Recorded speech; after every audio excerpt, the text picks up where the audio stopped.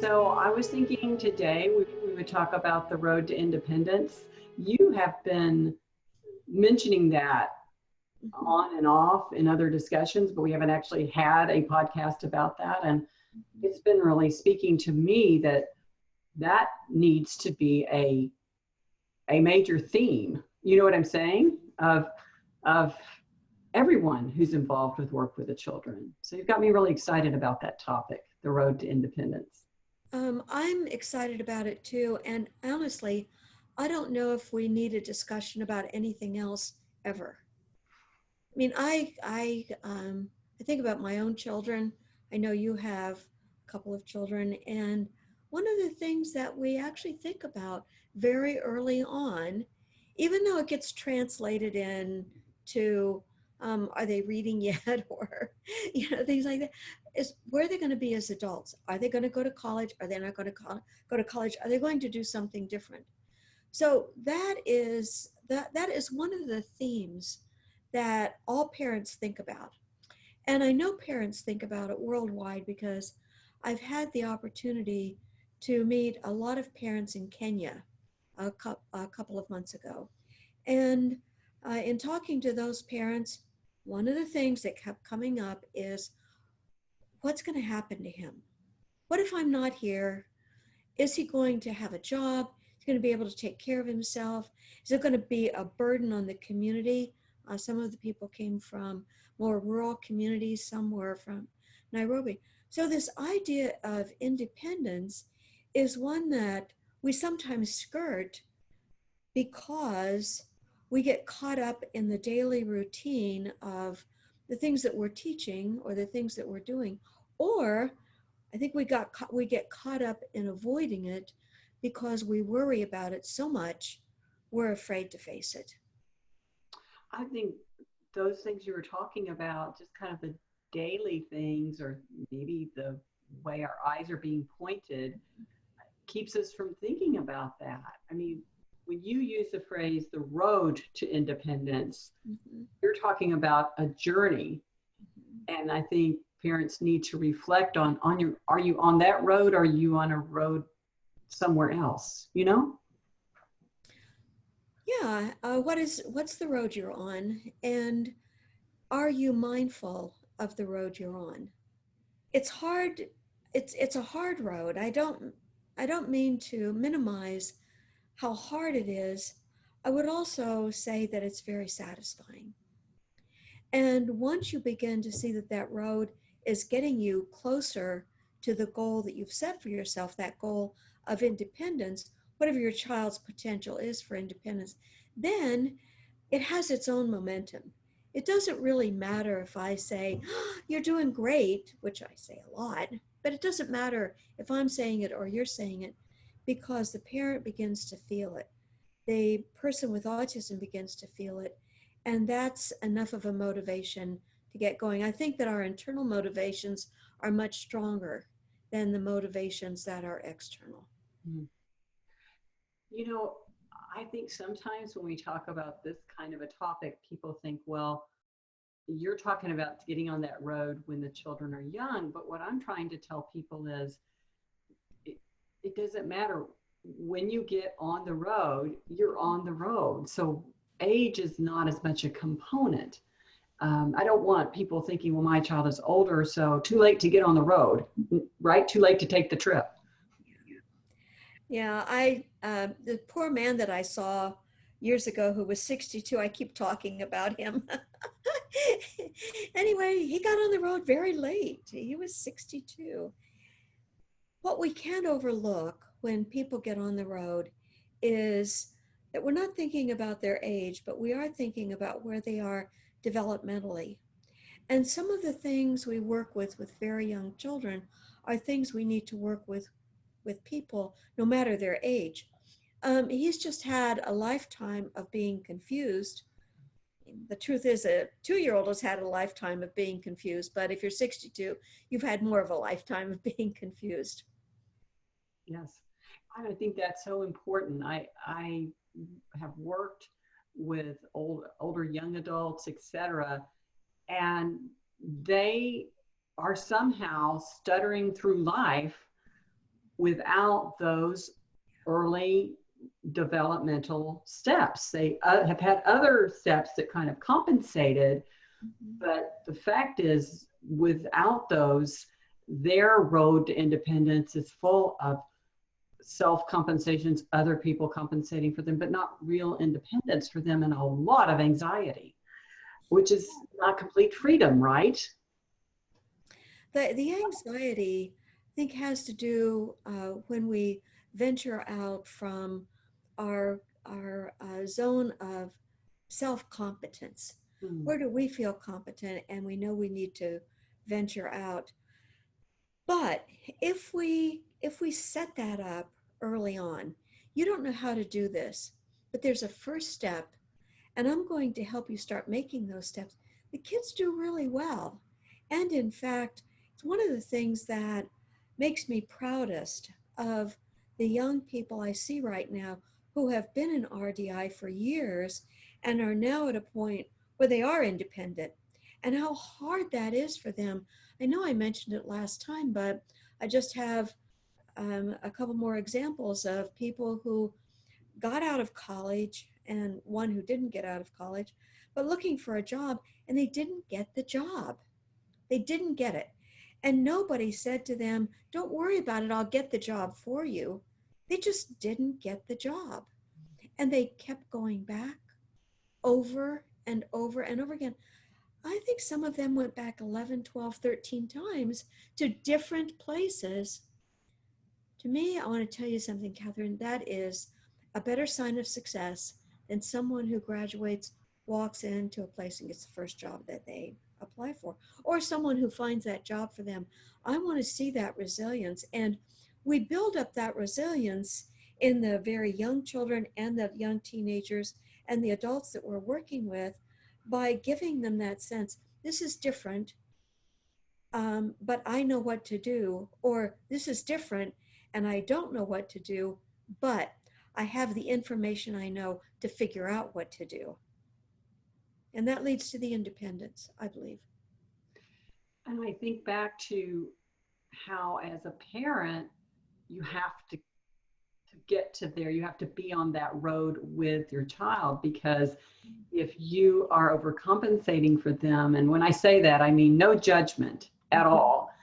It's being mindful of even little things along the way that you can pull back from and allow them to experience that independence that all people must experience to build that resilience to that ultimate conclusion.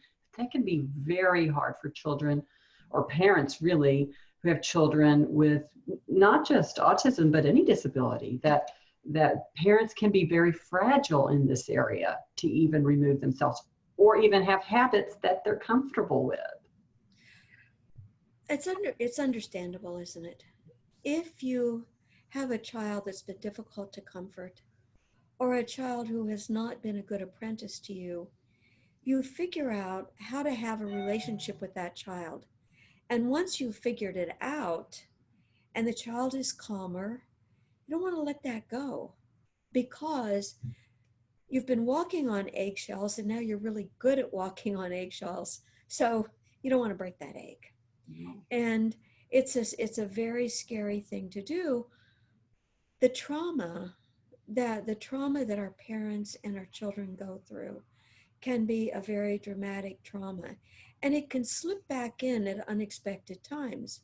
So you have a child who's not particularly comfortable with change, but you also have the guides who are not that comfortable with change. By the way, I'm not just talking about teachers, I'm talking about myself as a consultant. Sometimes when I figured something out with a parent, I'm not sure I want to venture off into that tantrum again.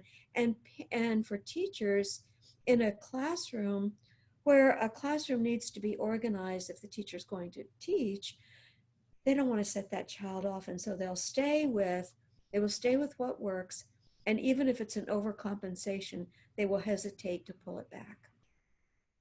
That's really good. And I kind of think of it as management, which we understand again, Mhm. either in the home or in the classroom, can take precedence over moving toward that independence. because of the busyness of the day, which is real. It's not just a cliche, right? So mindful, it's why I love RDI, because it makes us as guides mindful of the need to not get in a management mode, which is very common in the home. I mean, really, you're managing since the day you have children, aren't we? Yeah. So, but to be in that mindful mindset, whether you're a teacher or a parent or another guide, wherever you are.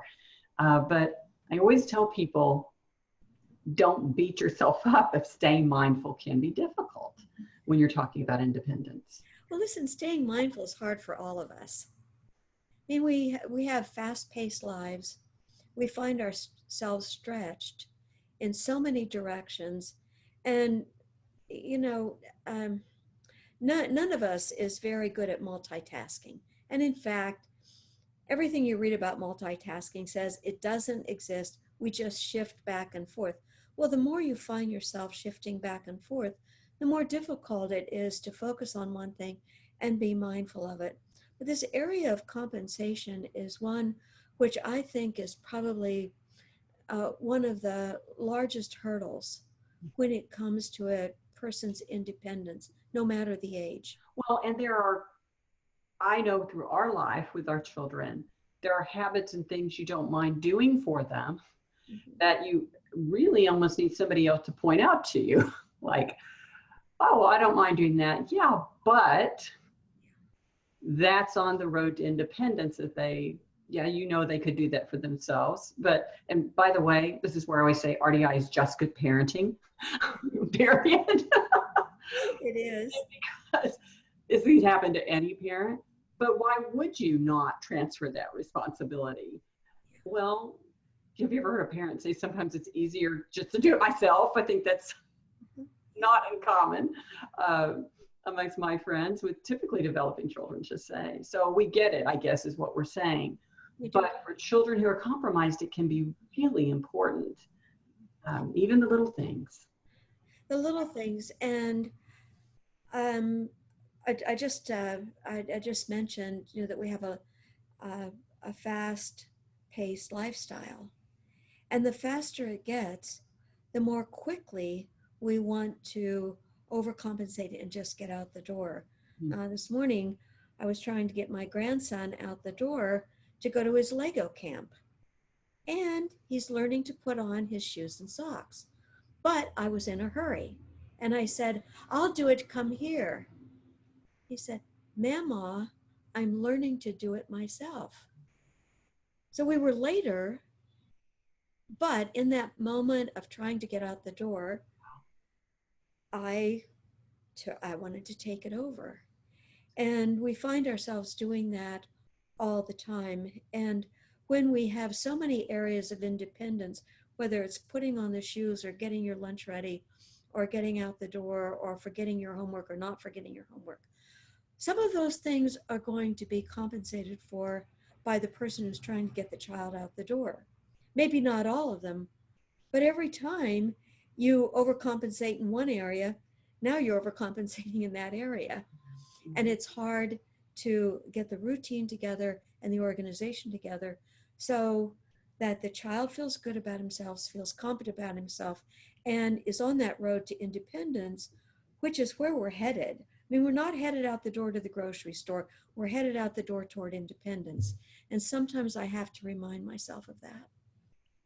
Yeah, and it's a continual process of self-evaluation, whether you're a grandmother or a parent or a teacher. And one of the things I tell parents is some children, if you just, what your example is great, if you just say, get on over here, I'll put your shoes in socks, they'll be like, okay. And they'll be like, okay, for their lives. And so you have to think about, you don't want that to be your habit. And that can be challenging. But it can be challenging too. I just kind of go back to, if you're okay with it too.